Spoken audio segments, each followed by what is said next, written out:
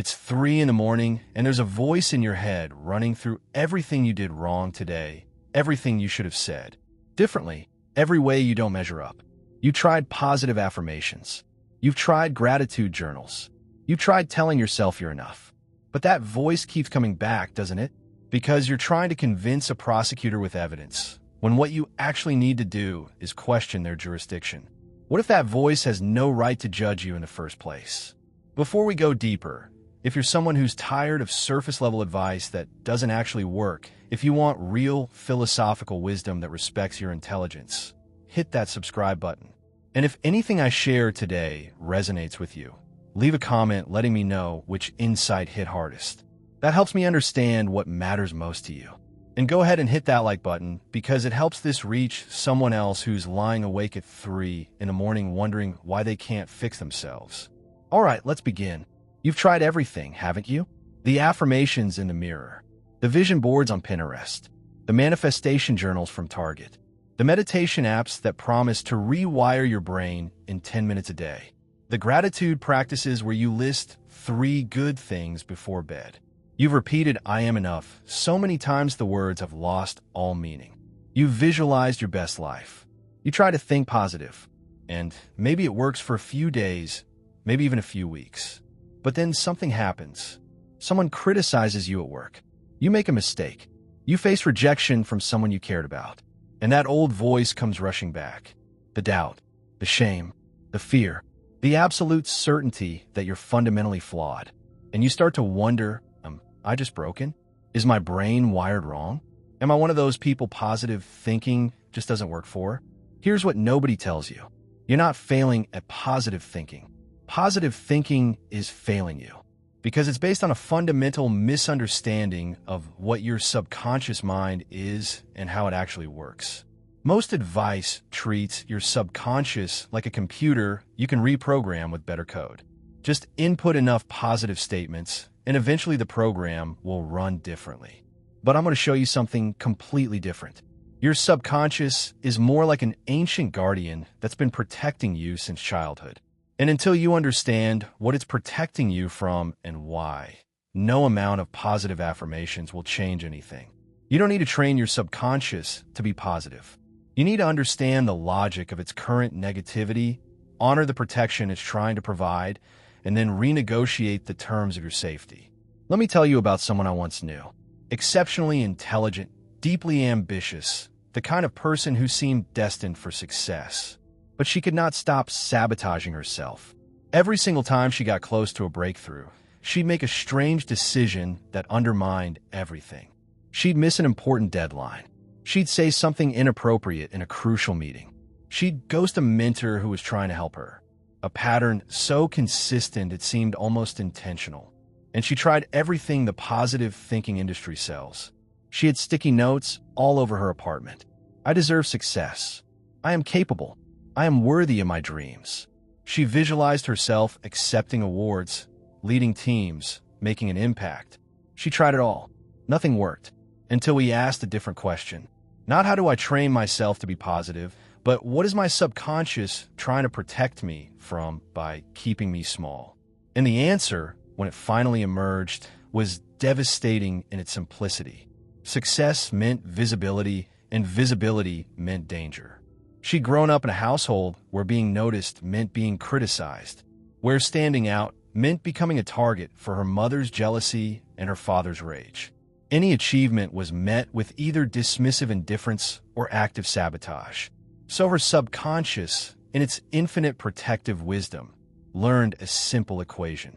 Invisibility equals safety, and success, real success, would make her visible. So every positive affirmation she tried was being blocked by a deeper protective mechanism that was absolutely convinced success would get her hurt. Her subconscious wasn't being negative. It wasn't being self-destructive. It was being loyal to an old definition of safety. The moment she understood this, the moment she could say, "Thank you for trying to protect me, but I'm not in that house anymore," everything changed. Not because she became positive, but because she renegotiated her relationship with her own protection system. This is what I want you to understand. Your subconscious doesn't speak English. It doesn't understand words like positive or negative, good or bad. It speaks in a completely different language. The language of safety, threat, pattern, and prediction. So when you try to be more positive, you're essentially shouting instructions in English at someone who only speaks ancient Greek. No wonder nothing changes. Let me break this down into what actually matters.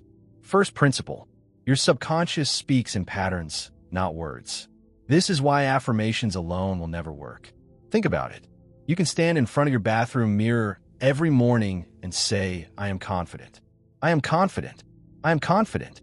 But if you spend the rest of your day unconsciously scanning every room for threats, avoiding eye contact, second-guessing every word you say, apologizing for taking up space, what pattern are you actually teaching your subconscious? Your behavior is screaming, I am not safe. And your subconscious believes what you do, not what you say. I knew someone who did this exact thing. She had a whole routine. Morning affirmations, evening gratitude, the works. But then I watched her in a coffee shop. Someone accidentally bumped into her, and she immediately apologized profusely, as if her existence was an inconvenience.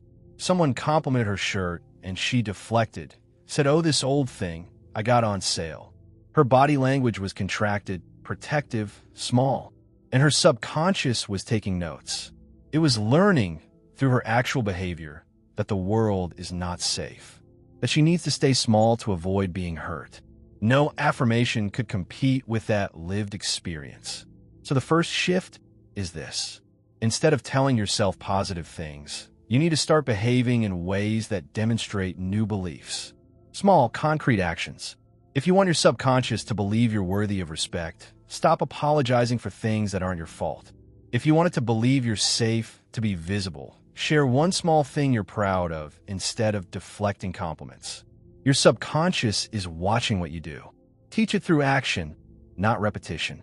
But here's where it gets complicated. Even if you change your behavior, your subconscious has a veto power you probably don't know about, and it will use it to keep you safe from dangers that no longer exist. This brings us to the second principle. Negativity is protection, not punishment. Every negative thought pattern, every self-sabotaging behavior, every harsh inner critic, they all served a protective function at some point. Your subconscious won't abandon a strategy that once kept you safe without understanding you have better options now. Think about perfectionism. In American culture, we treat it like a virtue. Oh, I'm such a perfectionist. People say on job interviews like it's a strength. But perfectionism is almost always a trauma response. It's a shield. I knew someone whose perfectionism was absolutely relentless. Everything had to be flawless. Every email proofread 10 times. Every presentation rehearsed until 3 in the morning. And she was exhausted. She tried to be more relaxed, more positive, more accepting of good enough. But her subconscious kept pulling her back into perfectionism. Why? Because when she was a child, her father's love was completely conditional on her performance. Straight A's meant approval. Anything less meant cold silence or verbal attacks. So her subconscious learned that perfection equals love equals safety. And anything less than perfect equals rejection equals danger. Now she's 35. Her father isn't in her life anymore. But her subconscious is still operating from that childhood equation. It's still trying to keep her safe using the only strategy it knows.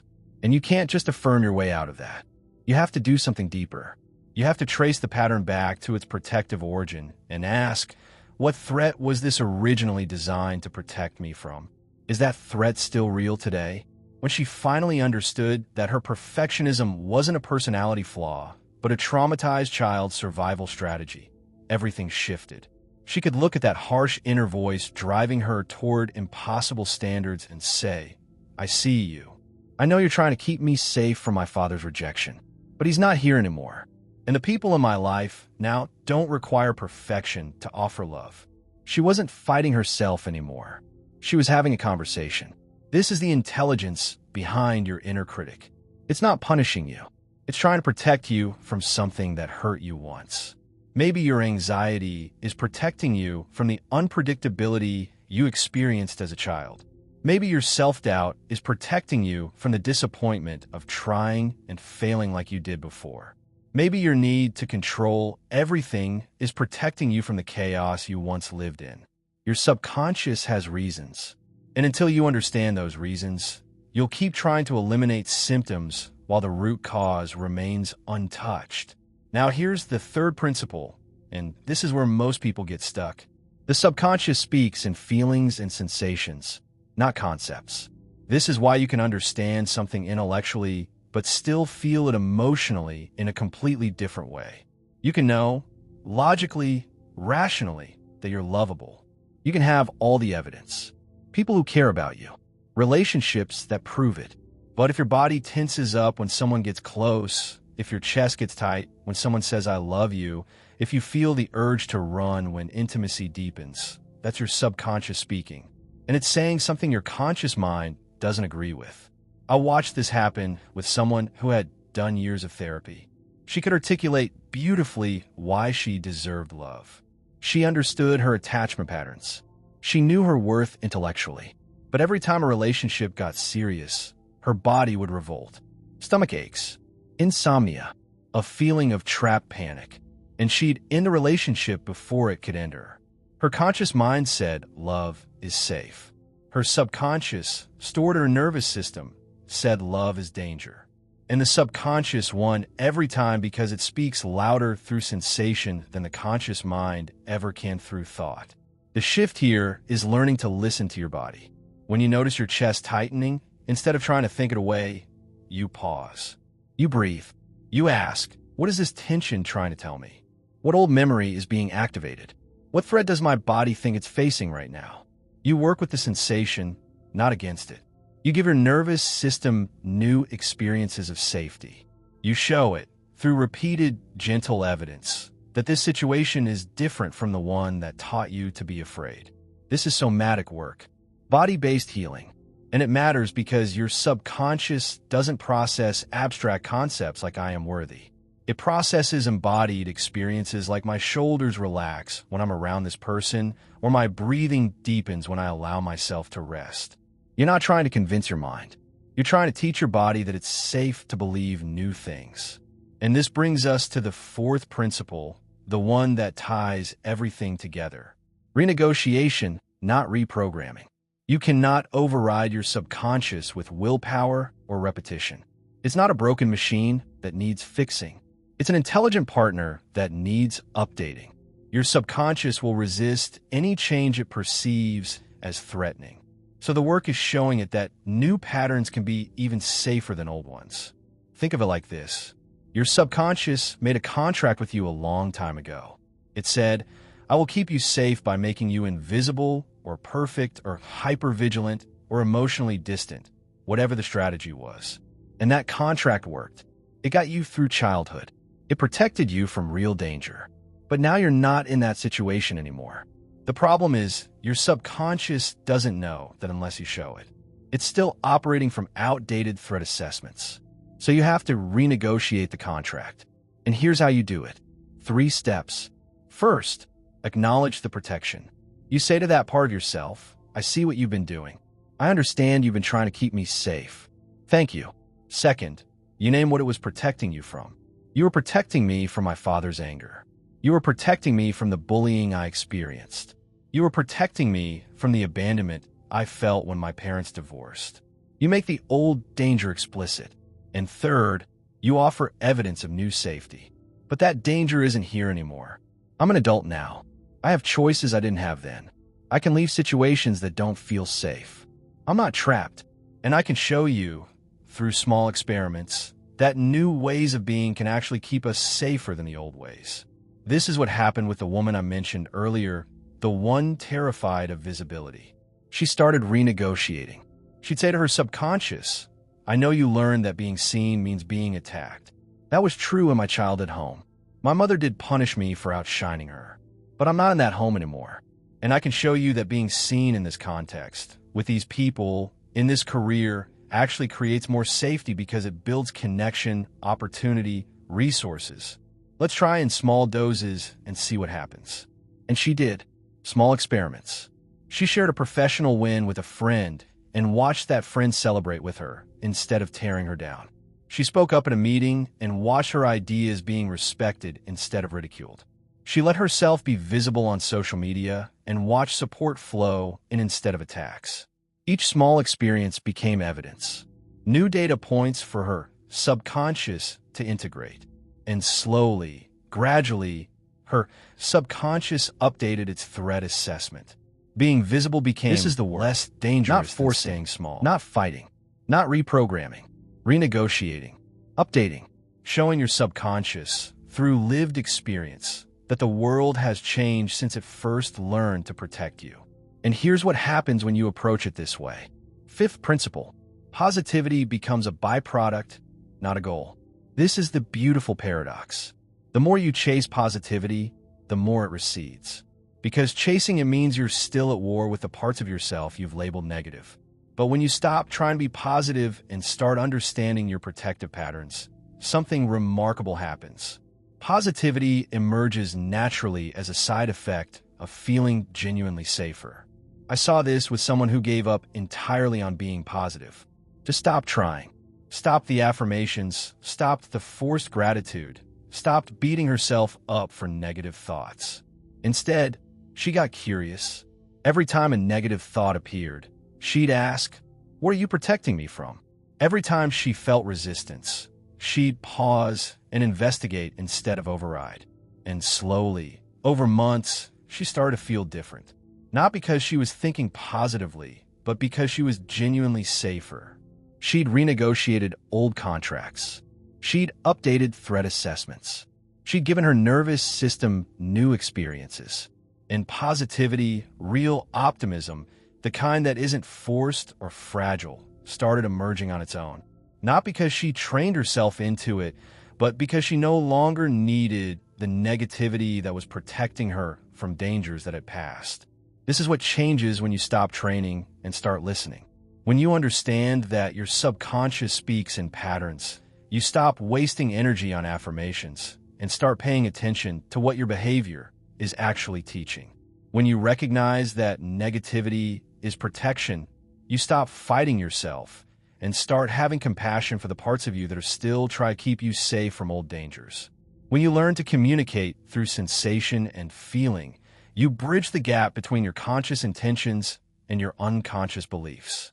When you approach your subconscious as a partner to renegotiate with rather than a machine to reprogram, you create real, lasting change that doesn't require constant willpower to maintain.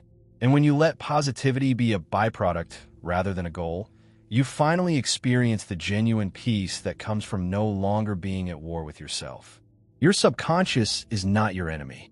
It is an ancient guardian using outdated maps. You don't need to force it into positivity.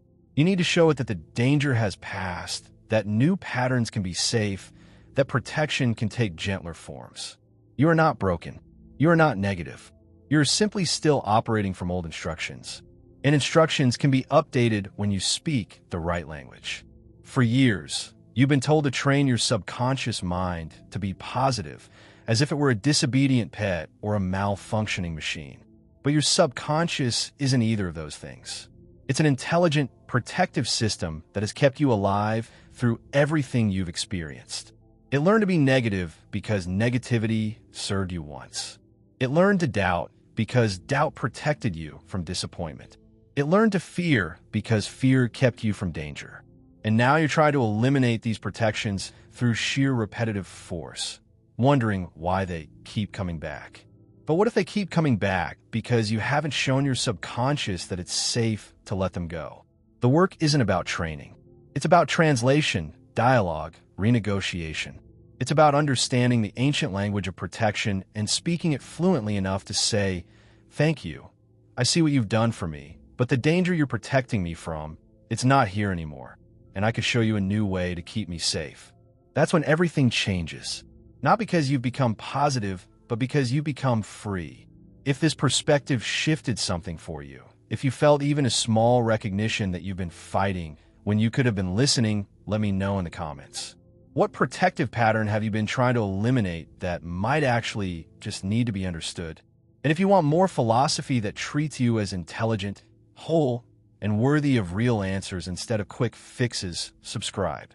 Not because you're broken and need fixing, but because you're a thinking person who deserves depth. Your subconscious isn't the problem. The misunderstanding is. And now you know better. Go have a conversation.